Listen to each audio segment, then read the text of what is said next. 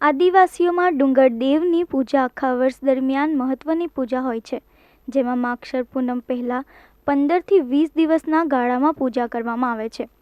પૂજા ફક્ત ભગત દ્વારા કરવામાં આવે છે. ડુંગર દેવને પ્રસન્ન રાખવા માટે ભાયા રાખવામાં આવે છે. ભાયા કરવા માટે ડુંગર દેવનો પૂજારી હોય છે. ડુંગરની સ્થાપના જે ઘરે હોય ત્યાં આ ભાયા રહે છે. તેને ડાંગી ભાષામાં શિરભાયા કહે છે. ડુંગર દેવની પૂજા કરનાર ભાયાને વહેલી સવારે ફરજિયાત નહાવવું પડે છે, તેમજ દિવસમાં એકવાર જમવાનું હોય છે. મોડી રાત સુધી પૂજા માટે નાચવાનું કૂદવાનું હોય છે. વાળા આવવાનું પ્રમાણ વધી જાય તો આખી રાત પણ ભાયાને જાગતું રહેવું પડે છે. વાળા આવેલ ભક્તોની સારવાર પણ એમને જ કરવી પડે છે. ભાયા વખતે ભક્તો ધૂણે છે. તેને ડાંગી ભાષામાં વાળો આવે એમ કહેવામાં આવે છે. વાળો આવતા જ દેવનું નામ લેવાનું ચાલુ કરે છે. જેને વાળો આવ્યો હોય તે ડુંગર દેવના નામે રોપેલા સ્થળ પાસે જઈને ગોળ ફરતા નાચવા લાગે છે.